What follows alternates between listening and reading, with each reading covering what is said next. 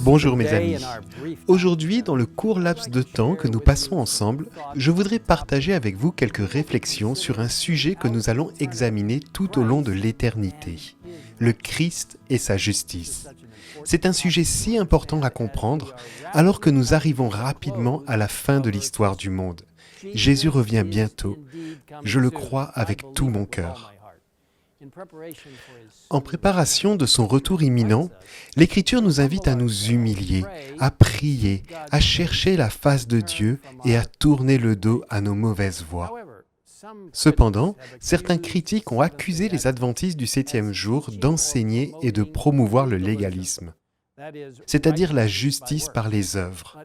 Mais rien n'est plus éloigné de la vérité. En tant qu'adventistes du 7e jour, nous croyons que le salut vient du Christ, seulement du Christ. Paul déclare ce qui suit dans le merveilleux livre d'Éphésiens 2, versets 8 à 10. En effet, c'est par la grâce que vous êtes sauvés, par le moyen de la foi. Et cela ne vient pas de vous, c'est le don de Dieu. Ce n'est pas par les œuvres afin que personne ne puisse se vanter. En réalité, c'est lui qui nous a fait. Nous avons été créés en Jésus-Christ pour des œuvres bonnes que Dieu a préparées d'avance afin que nous les pratiquions. C'est seulement la grâce de Dieu et la puissance qui accomplit cela en nous lorsque nous acceptons le vêtement de justification de la justice du Christ. Ensuite, lorsque nous acceptons la puissance qui accompagne la justification, le Christ commence à nous sanctifier, nous transformant en sa glorieuse image. Tout ce changement est la justice globale du Christ. Lorsque nous acceptons Jésus dans notre vie, une conversion miraculeuse et remplie d'esprit a lieu et le Christ nous transforme à son image, à sa ressemblance, afin que nous devenions de plus en plus comme lui. La disposition relative à cette justice est décrite dans l'un des versets les plus puissants de la Bible, dans 2 Corinthiens 5, verset 21, qui dit « Celui qui n'a pas connu le péché, il l'a fait devenir péché pour nous, afin qu'en lui nous devenions justice de Dieu. »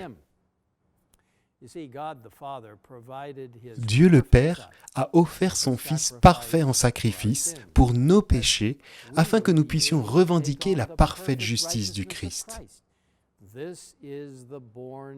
C'est l'expérience de renaître, dont Jésus parle dans Jean 3, verset 3. En vérité, je te le dis, à moins de naître de nouveau, personne ne peut voir le royaume de Dieu. Cette expérience de naître de nouveau fait de nous des personnes complètement nouvelles, comme nous le lisons dans 2 Corinthiens 5, verset 17.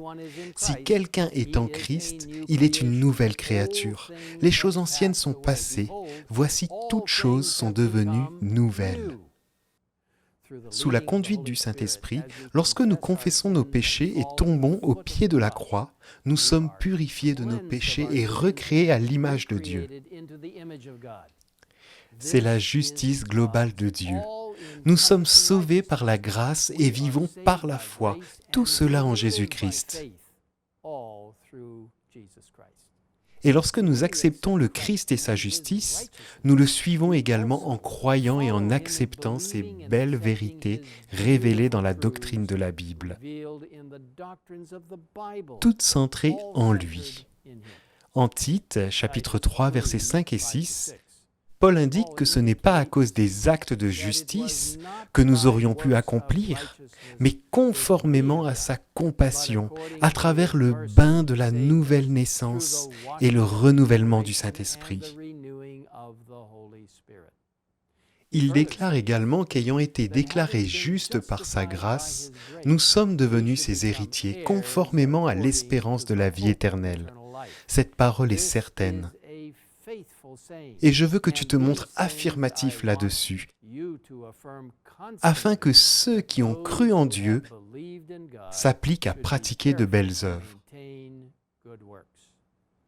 Les belles œuvres sont la manifestation ou le résultat de la puissance sanctificatrice du Christ. Le Saint-Esprit agit en nous pour nous rendre de plus en plus semblables au Christ. Nous sommes totalement dépendants de notre relation avec le Christ pour la sanctification. C'est la justice du Christ.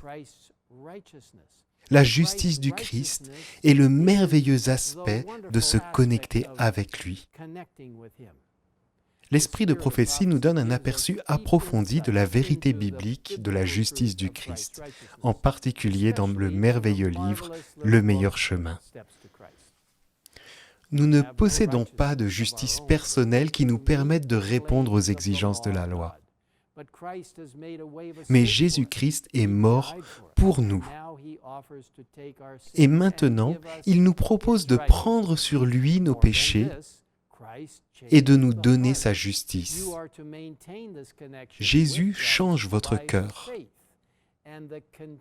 Ces rapports avec Jésus par la foi et cette reddition constante de votre volonté à la sienne, il faut la maintenir. Nous n'avons aucun sujet de nous glorifier. C'est sur la justice de Jésus qui nous est imputée et sur celle que son Esprit produit en nous et par nous que repose toute notre espérance. Il n'est pas étonnant que Paul proclame « Ainsi, puisque nous avons un souverain grand prêtre qui a traversé le ciel, Jésus, le Fils de Dieu, restons fermement attachés à la foi que nous professons. En effet, nous n'avons pas un grand prêtre incapable de compatir à nos faiblesses, au contraire. Il a été tenté en tout point comme nous, mais sans commettre de péché. Approchons-nous donc avec assurance du trône de la grâce afin d'obtenir compassion et de trouver grâce pour être secourus au moment opportun. » Vous voyez qu'aucun adventiste du 7e jour ne se considère comme meilleur que les autres ou n'accuse les autres de ne pas être saints ou parfaits. Nous sommes tous des pécheurs au pied de la croix qui ont besoin d'un sauveur et de sa justice. En nous consacrant au Christ et en lui permettant de travailler en nous pour être en contact avec lui et sa parole, nous pourrons alors mieux comprendre ses paroles inspirées. Le Christ désire intensément voir son image réfléchie dans son Église. Lorsque son caractère sera parfaitement reproduit dans ses disciples, il reviendra pour les réclamer comme sa propriété. Vous voyez, le caractère du Christ est parfaitement reproduit dans nos vies lorsque nous nous confions complètement au Christ seul. Chaque jour, nous devons permettre au Saint-Esprit de nous transformer, de devenir de plus en plus comme le Christ. C'est le fruit d'une vie. Nous devons prendre l'exemple du caractère du Christ et permettre à son caractère d'entrer dans nos vies. Alors, nous apprenons l'obéissance pratique à sa parole par sa puissance. Nous ne devons pas travailler pour ce que l'on pourrait appeler le perfectionnisme, qui reflète une liste légaliste. Nous ne devons pas non plus souligner les fautes des autres ou provoquer des conflits au sein de l'Église en l'accusant d'être plus juste que les autres. Personne qui réclame la sainteté n'est vraiment saint. Ceux qui sont inscrits comme saints dans le livre du ciel n'en sont pas conscients et sont les derniers à se vanter de leur bonté. Aucun des prophètes et des apôtres n'a jamais professé la sainteté. Les justes ne font jamais une telle affirmation. Plus ils ressemblent au Christ, plus ils sont attristés de ne pas lui ressembler. Alors, comment comprendre le plan du salut en ces derniers jours de l'histoire du monde ? Car je crois que Jésus va bientôt arriver. La grâce bon marché ne le fera pas. Elle nie la puissance du Saint-Esprit de changer la vie jour après jour pour devenir de plus en plus semblable au Christ. Le légalisme ne le fera pas. Il bloque le seul chemin du salut. La dépendance totale à l'égard de Christ est notre seul chemin vers le salut. Une approche intellectuelle et critique n'y parviendra pas. Elle détruit le miracle même de la conversion et de la sanctification et prive le salut de Dieu de sa capacité à transformer les vies. Seule la justice globale de la justification et de la sanctification du Christ nous sauvera, nous changera et fera de nous de véritables disciples du Christ.